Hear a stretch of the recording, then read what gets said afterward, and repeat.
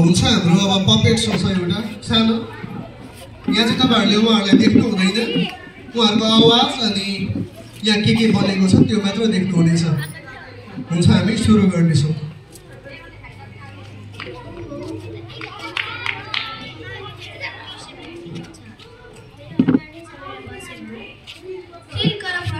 एउटा नाटक मात्र हो कसैलाई समस्याको गन्ध आएको हो मलाई त एकदमै भोक लाग्यो आदित्य हामीले नाटक पनि गर्नु छ यो फोनै खाइदेऊ कि सामाजिक सञ्जालको नाटक हो यो ध्यान देऊ